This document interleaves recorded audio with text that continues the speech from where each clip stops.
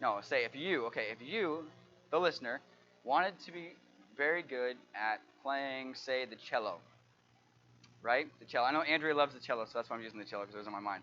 So okay, say you want to learn and be really good at the cello for some reason, and I come up to you and I said, hey, you want to learn the cello? Just come over to my house once a week for 4 weeks, and I'll have you a master cello player. You, that would not happen. Even if I was a master cello player, I couldn't teach you in 4 weeks. So what if I even made it a year? I said, hey, come to my house for a year, you'll be a great cello player. No, it's not going to work. Why would that not work? Can anybody tell me why that would not work? Anybody? Anybody? Yes, he got it. The guy on the TV. No, okay, anyway. The guy watching. No, I'm just kidding. The reason that wouldn't work is because what? I don't know the cello. How am I going to teach you guys the cello if I don't know the cello, right? Okay. Maybe if you want to be a great cook. I know Andrea is trying to learn how to be a cook right now, right? Because she's getting married and she wants to cook better, right? Well, I mean, a lot of girls, they want to get better at cooking, right? Now, what if I said, okay, hey, I know a guy. This guy right over here, Eli, he cooks mac and cheese out of the box really good.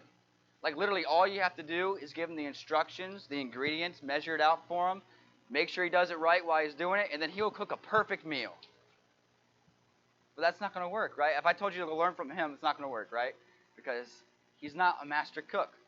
So if I was going to try to teach you how to be a master cook, I'd take you probably to one of the more experienced ladies in the church. Maybe Mrs. Vinka back there, or I think of Miss Martha who comes. They're good cooks, right?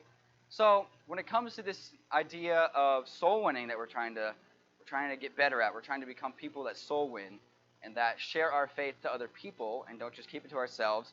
We tell them about church so we can fill these pews up because it's a little empty in here, right? We want to fill it up. So if we're going to be people that do that, we're not going to look at some person on earth who might not be great at it, or even someone in the Bible who wouldn't be great at it. We're going to look at probably the best soul winner to ever live. And who is that? Anybody know the answer? Jesus. We're going to look at Jesus. So these 3 Wednesday nights that I'm teaching or preaching, it's kind of like I was kind of deciding, what am I preaching or am I teaching? I'm doing a little bit of both. So we're going to be talking about stories of Jesus when he was soul winning. And in John chapter 4, that's exactly what we find. So today, if you get anything out of today, I want you guys to know and to get out of this that God wants you to learn how to soul win like Christ. And the only way that we can learn how to soul win like Christ is by reading the Bible and by learning about Christ, listening to messages. Hopefully today you stay awake, listen to my message, and hopefully it helps you to know how to soul win like Christ. Okay, so let's look at, I'm going to read basically the whole story actually. So it might take a while, so try to follow along in your Bible if you're there. Okay, here we go. John chapter 4. When therefore the Lord knew how the Pharisees had heard that Jesus made and baptized more disciples than John, though Jesus himself baptized not but his disciples, he left Judea and departed again into Galilee. And he must needs go through Samaria. Then cometh he to a city of Samaria, which is called Sychar, near to the parcel of ground that Jacob gave to his son Joseph. Now Jacob's well was there. Jesus therefore, being wearied with his journey, sat thus on the well, and it was about the 6th hour. There cometh a woman of Samaria to draw water. Jesus saith unto her, Give me to drink. For his disciples were gone away to the city to buy meat. Then saith the woman of Samaria unto him, How is it that thou, being a Jew, askest drink of me, which am a woman of Samaria? For the Jews have no dealings with the Samaritans. Jesus answered and said unto her, If thou knewest the gift of God, and who it is that saith to thee, Give me to drink, thou wouldest have asked of him, and he would have given thee living water. So that's actually where we're going to end today, because next week, not tomorrow, hopefully you're not here tomorrow, next week we're going to go through the rest of the story. But today we only have time to go verses 1 through 10, okay? So let's learn, how did Jesus soul win? Okay, so let's look at verse 1 through 3 with me again. It says, When therefore the Lord knew how the Pharisees had heard that Jesus made and baptized more disciples than John, though Jesus didn't baptize, we'll go to verse 3, he left Judea and departed again unto Galilee. And the first thing I want to point out is that when you're soul winning, you might have to leave someone that you've been trying to soul win, someone you're trying to lead to the Lord. Not every single time the person that you want to hear the gospel, to come to church, or to listen to you is going to listen to. Not every time. And I can remember when I was growing up, there was this kid. He lived across the street from us growing up, and he would come over and we'd hang out a little bit. We usually would like wrestle on a trampoline or something like that. And I would always try to talk to him about God all the time. And he really didn't want to hear it. He didn't care about God. All he would do is he'd bring up random questions about like the beginning of the universe and science, and I didn't really know the answers, so we'd kind of go around and around. I'd try my best, and I'd get really frustrated, right? Because he didn't want to listen to me, right? And being young, I was persistent. I was like, I want to get this guy saved. I want to get this guy saved. I kept trying, and got frustrated. Eventually, it kind of faded off. And then another day, wasn't too long after when I got frustrated there. Another one of my friends hung out with me and alone. We normally didn't hang out alone, but that day we happened to be. And I talked to him about God, even though I was frustrated. I was like, well, I got to try, because back then I wanted to serve God. I should be now too. But I talked to him about God, and it's one of the best decisions I made because he ended up getting saved. The second guy I talked to. And that was the first time that I don't know if I thought about it at that time, but looking back, that's the first time that I could realize that not everybody that you want to talk to or that you want to hear the gospel is going to hear the gospel. And sometimes you have to move on. And that's one thing I see.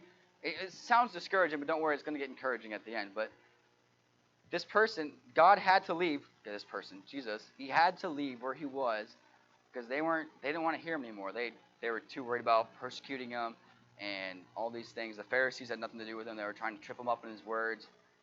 There wasn't faith there, so he moved on. It happens. What did Jesus say to the disciples when he left to go to heaven? He said, hey, I want you guys to go to every town, and if they don't listen to you, they don't receive you. He said, what? Knock off the dust off your feet and move on. And just like we were talking about on Sundays, when you plant seeds, every single seed isn't going to take.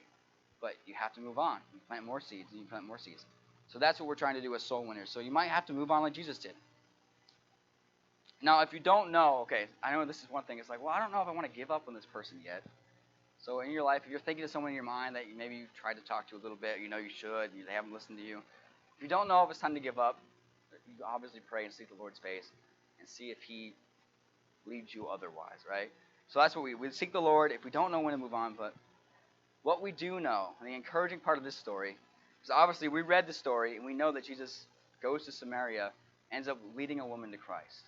And so we know the encouraging part of this story is that there is someone out there that's going to listen to you.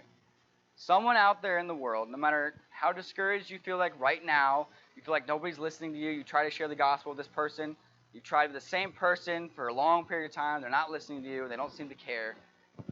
There is somebody out there, and that's one thing that I think a lot of us Christians, a lot of us Baptists, we forget, and we kind of think in terms of we're the losers, we're the ones that nobody wants to hear, so we go out telling people with that spirit that they're not going to want to hear us, they're not going to want to listen, they're not going to want to. But no, as you can see, there are people out there, and this woman in Samaria was ready to be saved. You just got to find that one person that's going to listen to you.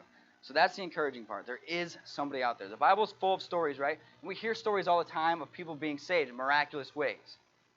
But one time, what we don't think about sometimes is how many times did that person that has that miraculous story of, say, the drunkard who got saved and changed his life and became a preacher, or the person that was in drugs and came out of drugs and now is a preacher or has a great family now and all these things. We don't hear about is the times in between that person and the person before that person that got saved. How many people did he have to speak to and share his faith with before he led that drunkard to the Lord, before he led that drug addict to the Lord? How many people in between there? We don't know that story, and we forget. He probably had to share the gospel with a lot of people before that one person came to know him. And so that's one thing we have to learn. Maybe, you got to move on and try something else. Try another person. Okay, so that's verses 1 through 3. We're going straight through this, okay? So now we're going to look at verses 4 through the beginning of 6. We're learning from Jesus, the master teacher, okay? Verse 4 says, and he must needs go through Samaria. Then cometh he to a city of Samaria, which is called Sychar, near the parcel of ground that Jacob gave to his son Joseph. Now Jacob's well was there. Jesus therefore being wearied... we're only stopping at the beginning, my bad. So he came to this well, Jacob's well. Don't read past that, you're gonna get spoilers. Spoiler alert. Okay, so 4 through the beginning of 6, okay? So we find that Jesus said he must needs go through Samaria. But one thing that's really kind of interesting about this is that most Jews actually didn't go through Samaria, but Jesus was going to. So I'm going to read it. I'm going to read from this commentary I was reading because they can probably explain it better than I can. But this is how it went back then. Back then in that day, how did Samaria work with the Jews? Okay, this guy says, although the road through Samaria was the shortest route to Galilee, which is where Jesus was going, pious Jews avoided it. They avoided it because there was a deep distrust and dislike between Jews and Samaritans.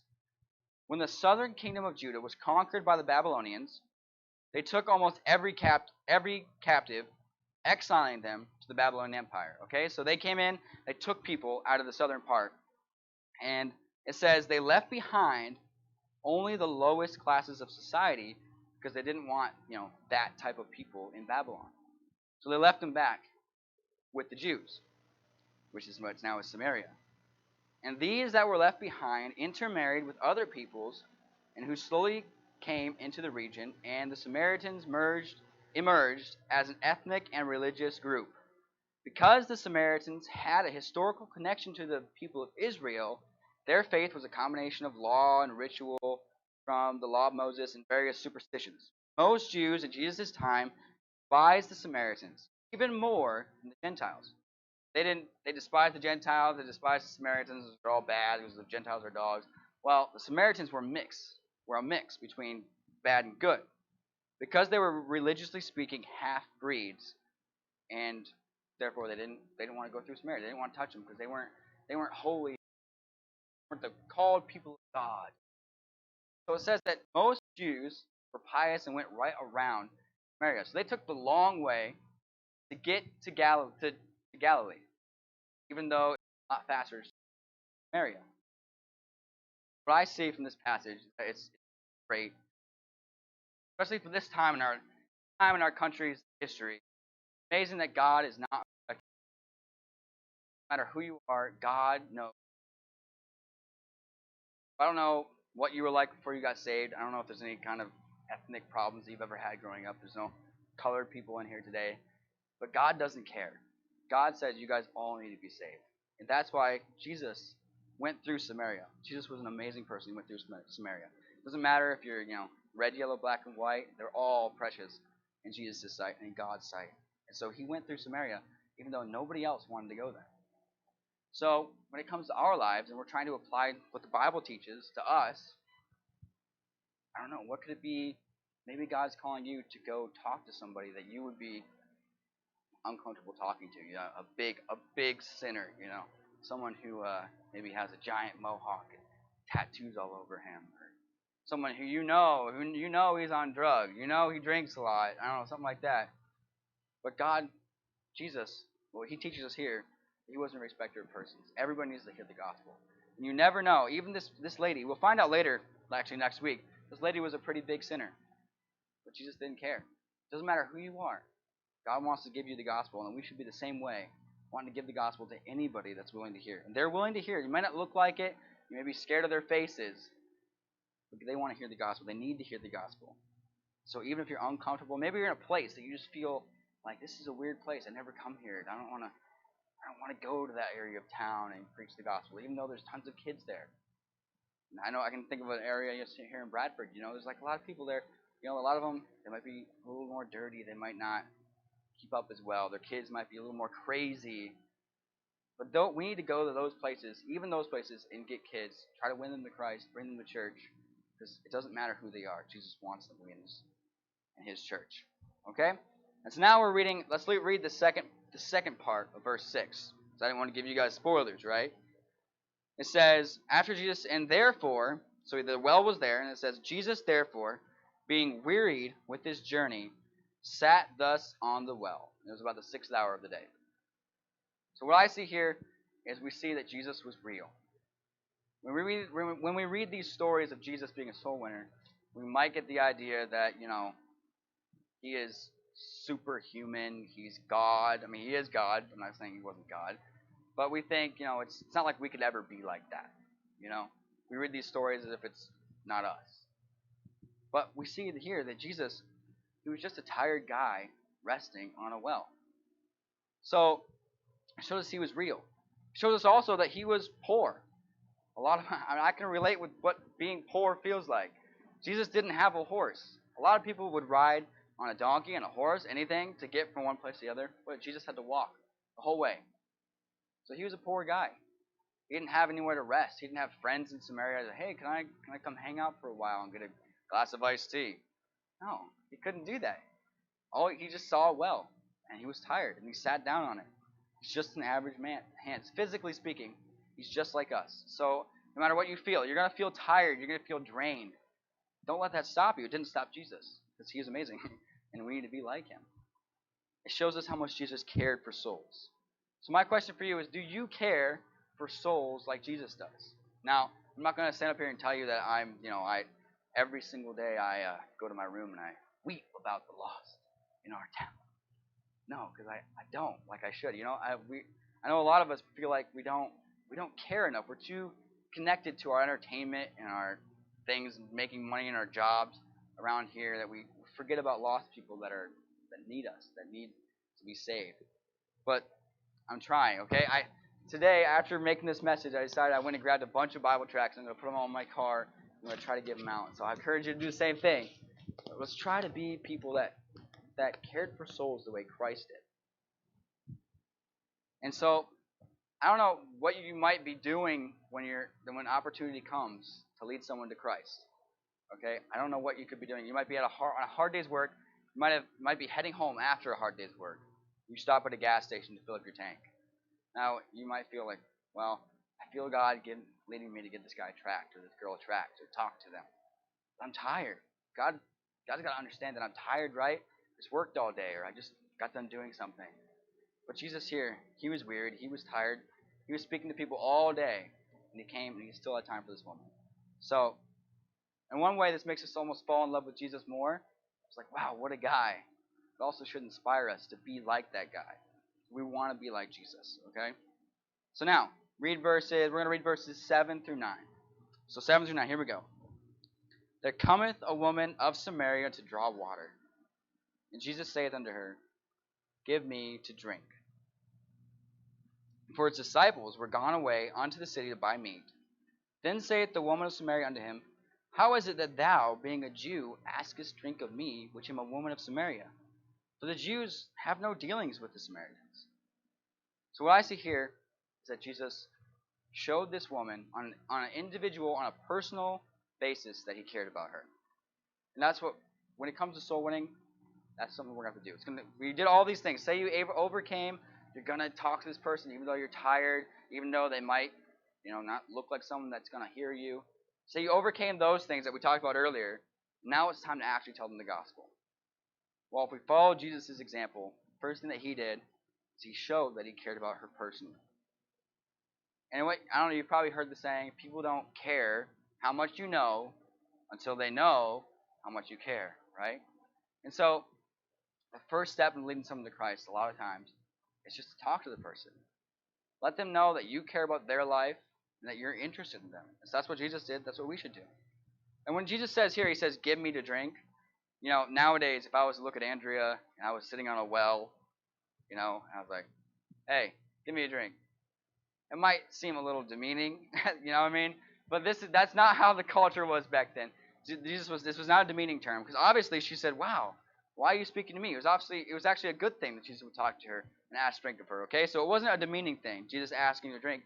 What he was doing is, like the way we'd say it today, is he's kind of making small talk, also getting a drink. But he was kind of making small talk. He just said, hey, can you get me a drink? Or get me a drink. So what do we got to do when we're soul winning? I know some of us might not feel like we're very good at small talk.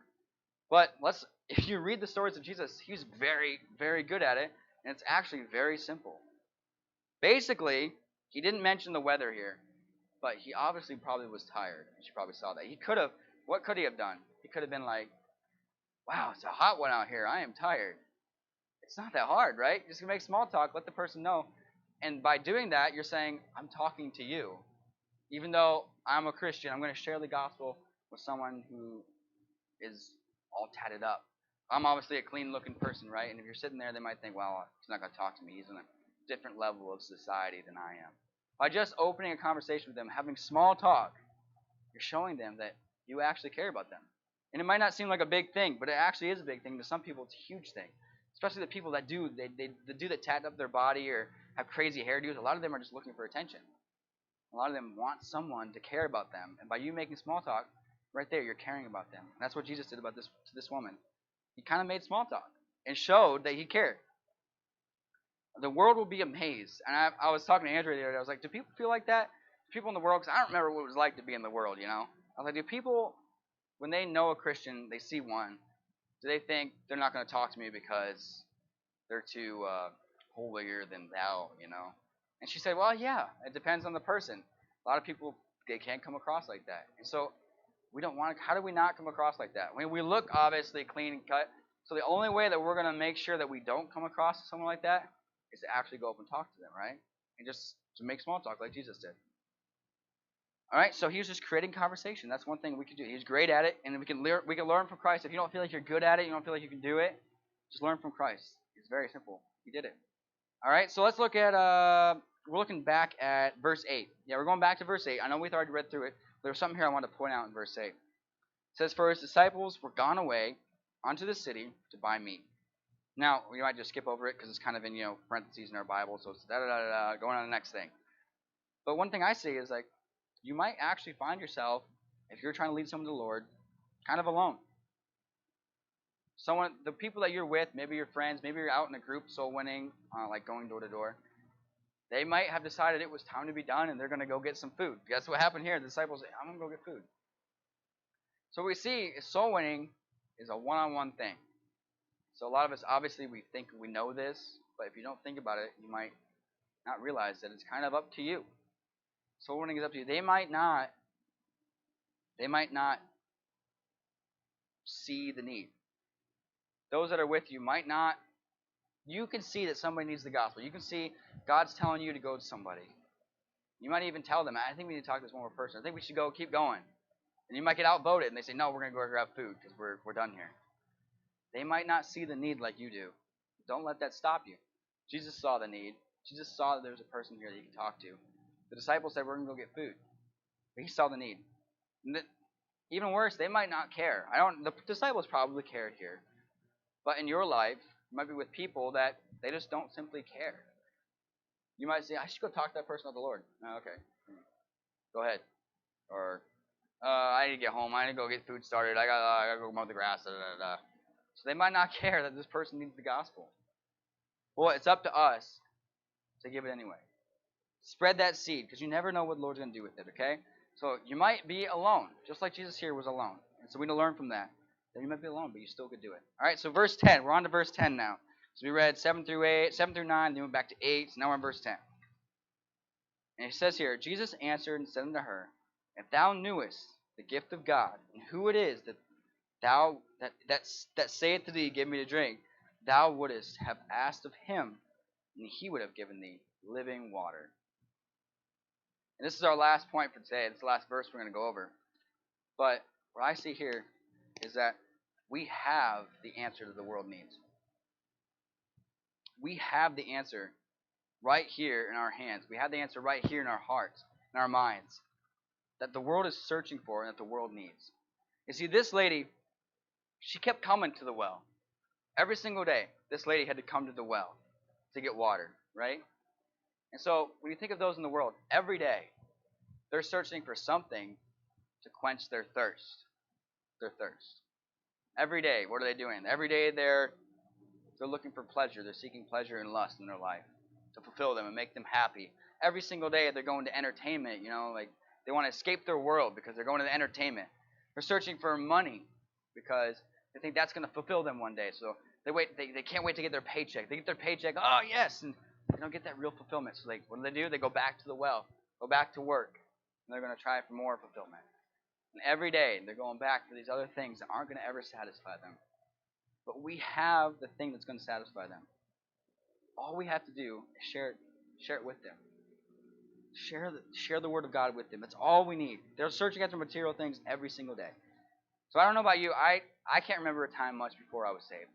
But maybe someone else here can remember a time before they were saved.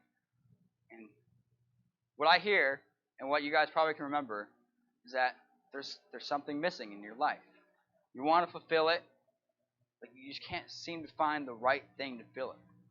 You keep going back to the world, back to the world, back to the world, and it's just not feeling the way it should. You're frustrated with life. I don't know this out of experience as much, but this is what I've heard. How could you imagine these people, this person that you're seeing, maybe this person, like we said, all tatted up, maybe he's on drugs, anything like that, the sinner, is every single day searching for something that's going to fulfill him. And all we see sometimes, if we look at him, and all we see is this rugged, mean person, maybe. But what does Jesus see? What does God see? He looks on the inside, and he sees someone that every day has to go to the well, just like this woman. All they need is for you to talk to them, show them the gospel, and there's a potential there that they can stop going to the stinking well every single day, searching for that thing that's going to fulfill them. We can fulfill them. Not we, God can, but we can help them see the Lord fulfill them. And God can move through us.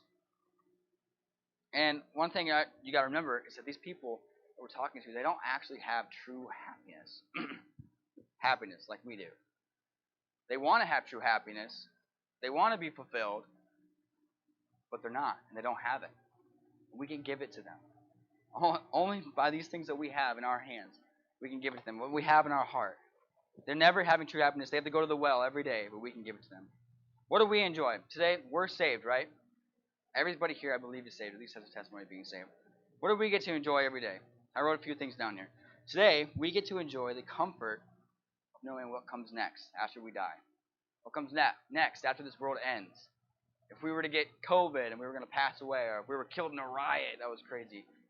We can enjoy in our lives every single day. We don't even realize it. We take it for granted.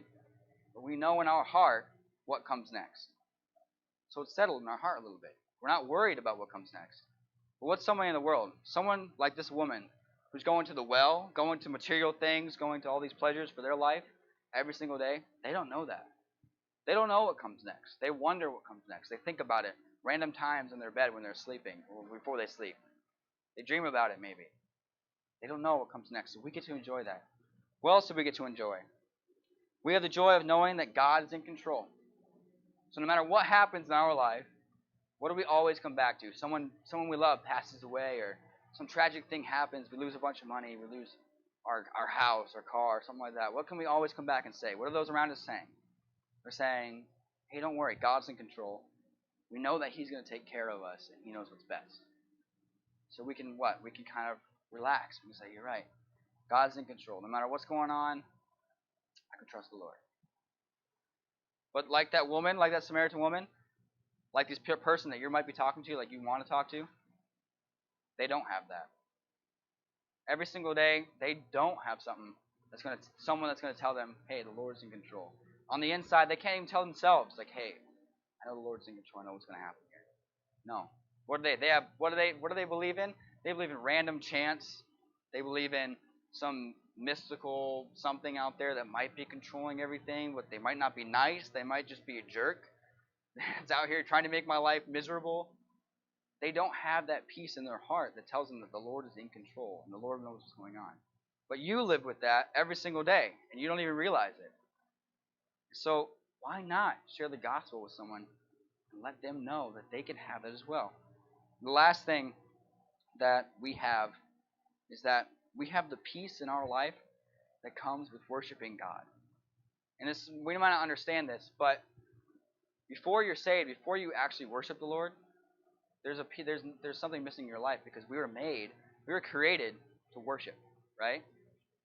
But we do it every single day. If you get in your Bible every single day, hopefully you do, you're worshiping the Lord. Maybe you just get it on Wednesdays and Sundays.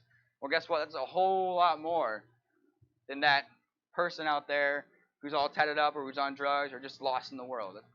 You getting it and worshiping the Lord 3 times a week, twice a week, once a week for years is a lot more than that person out there who's not. So they're longing for something, and you have these 3 things. These are just 3 little things I thought of really quickly that we have, that we take for granted, and we forget that we have them. That we do every single day. And we have this in our life, and we don't share what we have with others. I mean, you guys all know the illustration. You know, the person who has the cure for cancer, but they're hiding it. It's kind of what we're doing, right? We have this thing that's going to cure them and help them, and maybe they won't listen to us. Maybe they will. All we can do is try. But no, we're keeping it to ourselves. So these things we take for granted. So my question is for you is, do you have that passion? My question for myself. I prayed today. I was like, man, God, I'm trying to preach to them and try to give them a passion for souls and to be this, this ideal person I'm thinking of. Like, God, make me that person. So maybe you can pray that right now, later.